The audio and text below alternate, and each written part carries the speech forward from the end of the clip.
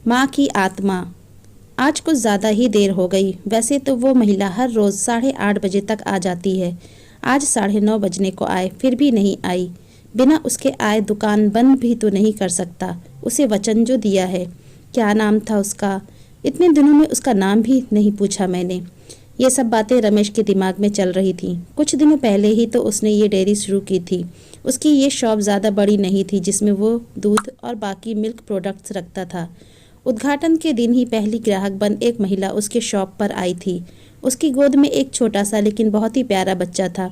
उसने एक दूध की बोतल ली और रमेश से बोली, भैया अभी मेरे पास सिर्फ 10 रुपए हैं, बाकी के आपको कल दूँ तो चलेगा?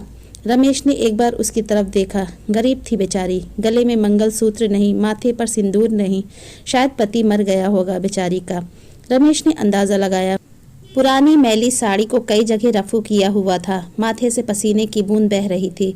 फिर उसकी नज़र उस मासूम बच्चे पर गई जिसके मैले चेहरे पर एक निष्पाप हंसी थी और वह अभी अभी आए 2 दांत उस हंसी को 4 चांद लगा रहे थे। रमेश ने उस महिला की तरफ देखा और बोला, कोई बात नहीं बहन, आप मुझे बाद में पैसे दे देना। बड़े समाधान के साथ महिला ने रमेश की तरफ देखा और बोली, भैया मैं ज़रूर आपको कल पैसे दे दूंगी। यही पास में ही उस दूसरी गली में छोटा सा घर है, वहीं रहती हूँ मैं। रमेश मुस्कुराते हुए बोला, कोई बात नहीं बहन, कल पैसे ना हो तो भी चलेगा, जब आपके पास होंगे तब दे देना। फिर वह महिला वहाँ से चली गई। अगले दिन वह महिला पैसे लेकर डेयरी पर आई और पैसे रमेश को देने लगी। रमेश ने पैसे लेने से मना किया और बोला, नहीं बहन, मैं यह पैसे नहीं ले सकता क्योंकि कल आपने मेरी बोहनी की थी और कल मुझे 2000 का फ़ायदा हुआ। आप मेरे लिए बहुत लकी साबित हुई, इसलिए यह पैसे मैं नहीं ले सकता। रमेश की कही इस बात से उस महिला को बहुत ज़्यादा खुशी हुई क्योंकि इतने सालों बाद किसी ने पहली बार उसको लकी कहा था, वरना पति के मौत के बाद तो उसके ससुराल वालों ने उसे पनौती कहकर घर से ही निकाल दिया था। भैया रात को कितने बजे तक आपकी यह शॉप खुली रखते हैं? महिला ने रमेश से पूछा। 8 बजे बंद कर देता हूँ बहन, रमेश ने कहा। रमेश का जवाब सुनकर महिला का चेहरा उदास हो गया। रमेश को यह समझते देर नहीं लगी। उसने पूछा, कोई समस्या है बहन? अपने बच्चे और अपना पेट पालने के लिए मैं 2 घरों में झाड़ू बर्तन का काम करती हूँ। यह सब काम करके रात को 8:30 बजे घर लौट पाती हूँ। तब तक यहाँ आसपास के सभी दुकान बंद हो जाते हैं और लाचारी से मुझे अपने बच्चे को भूखे पेट ही बहला फुसला कर सुलाना पड़ता है। वह बोल नहीं सकता ना, उसी का फ़ायदा उठाती हूँ। कहते हुए उस महिला का गला भर आया। महिला की बातें सुन रमेश को बहुत बुरा लगा। फिर वह बोला, आप चिंता मत कीजिए बहन, बिना आपको दूध की बोतल दिए यह शॉप बंद नहीं होगी, लेकिन मेरी एक शर्त है। अपने आंसू पोंछते हुए महिला ने रमेश की ओर देखा और पूछा, क्या शर्त है? रमेश बोला, आप मुझे दूध के पैसे नहीं देंगी।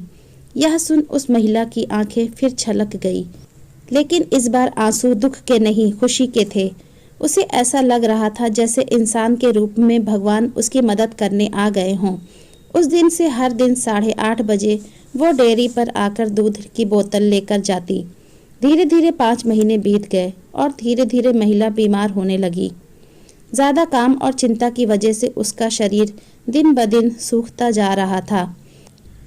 ऐसे ही एक दिन रमेश अपने दुकान का सारा काम खत्म कर इस महिला के आने का इंतज़ार कर रहा था।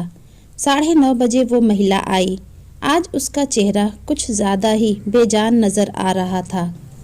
बीमारी के कारण आंखों के नीचे काले घेरे और ज़्यादा बढ़े हुए नज़र आ रहे थे। रमेश ने तुरंत फ्रिज खोलकर दूध की बोतल निकाल उसे दी। फ्रिज बंद करने के लिए रमेश मुड़ते हुए बोला कि बहन आज कुछ ज़्यादा ही देर कर दी। वो घूमा, तब तक वो महिला दूध की बोतल लेकर जा चुकी थी। उसने सोचा आज ज़्यादा देर हो गई, इसलिए वो जल्दी चली गई होगी। बेचारी का बच्चा रोता होगा भूख से। रमेश ने दुकान बंद की और घर चला गया। अगले दिन 8 बजे वो महिला शॉप पर आई और आकर बिना कुछ बोले खड़ी हो गई। हमेशा की तरह रमेश ने उसे दूध की बोतल दी। कोई चीज़ नीचे गिरी तो उसे उठाने के लिए रमेश नीचे झुका। वो चीज़ उठाई और सामने देखा तो वो महिला वहाँ नहीं थी। रमेश को आज पता नहीं क्यों उस महिला में काफ़ी बदलाव नज़र आया था। उसे वो बड़ी कमज़ोर सी नज़र आई। अगले दिन फिर 8 बजे वो महिला उसके शॉप पर आई। आज रमेश ने उसका चेहरा बड़ा गौर से देखा। उसका चेहरा सफ़ेद पड़ चुका था, मानो उसके चेहरे का तेज कब का जा चुका हो। उसने सोचा, बेचारी गरीब महिला, करे भी तो क्या, न किसी का सहारा न अच्छी आमदनी, ज़रूर पैसों की कमी की वजह से बीमार होते हुए भी दवाई नहीं कराई होगी। रमेश जल्दी से अपनी शॉप बंद करके अपने घर गया। घर जाकर उसने ये सारी बात अपनी पत्नी को बताई। उसकी पत्नी भी उसकी ही तरह भले स्वभाव की थी। उसे भी उस महिला की परिस्थिति पर दुख हुआ। वो रमेश से बोली, ऐसा करते हैं, कल उस महिला के घर चलते हैं और उसे किसी अच्छे डॉक्टर को दिखा आते हैं। रमेश को अपनी पत्नी की बात सुन उस पर गर्व हुआ, क्योंकि उसके विचार भी उसी की तरह दूसरों के प्रति परोपकार के थे। अगले दिन सुबह दोनों उस महिला के घर जाने को रवाना हुए। रमेश को उसका पता ठीक से याद था। जब वे उस छोटी सी गली में पहुंचे, तब वहां एक छोटा सा मकान था, जिसके आसपास दूर दूर तक और किसी का घर नहीं था। जैसे जैसे वे उस मकान की तरफ बढ़ते जा रहे थे, वहां एक बदबू तेज होती जा रही थी।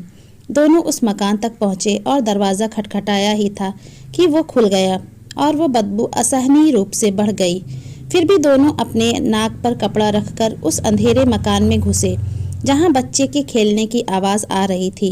रमेश ने किसी तरह स्विच ढूंढकर मकान की लाइट जलाई और सामने जो दृश्य दोनों ने देखा, वह देखकर दोनों की आंखें फटी की फटी रह गईं। उस कमरे में उस मासूम बच्चे की माँ मरी हुई पड़ी थी। उसे देखकर लग रहा था कि वह 3-4 दिन पहले ही अपना देह त्याग चुकी है, क्योंकि धीरे धीरे उसका शरीर सड़ने लगा था। निर्जीव पड़े उस शरीर की आंखें देखकर लग रहा था जैसे रो रो कर सूख चुकी हों। निर्जीव होते हुए भी उस महिला की दोनों आंखें अपने बेटे को ही देख रही थी। उसका बच्चा भी अपनी माँ की आंखों में देखकर खेल रहा था, जैसे उसे लग रहा हो उसकी माँ उसके साथ खेल रही है और उसका पूरा ध्यान उसी पर है। वहीं पास में ही दूध की 3-4 खाली बोतल पड़ी हुई थी। यह दृश्य देखकर रमेश और उसकी बीवी दोनों अचंभित रह गए। दोनों के रोंगटे खड़े हो गए। रमेश को अभी भी विश्वास नहीं हो रहा था कि एक मरी हुई माँ अपने बच्चे के लिए उसके पास से दूध लेकर जाती थी। रमेश और उसकी बीवी ने उस महिला की विधिवत अंतिम संस्कार किया और उस बच्चे को रमेश ने अपनी बीवी के हाथों में रखा। उसने भी उस बच्चे को बड़े प्यार से लिया और दोनों ने उस बच्चे को गोद ले लिया। रमेश को अपनी पूरी जिंदगी यह ध्यान रहा कि उस बच्चे की माँ अभी भी उसके साथ है और उस पर नज़र रखे हुए है। अगर आपको हमारी ये कहानी अच्छी लगी हो तो प्लीज़ मेरे चैनल को लाइक, सब्सक्राइब और कमेंट करके हमें ज़रूर बताइए। धन्यवाद।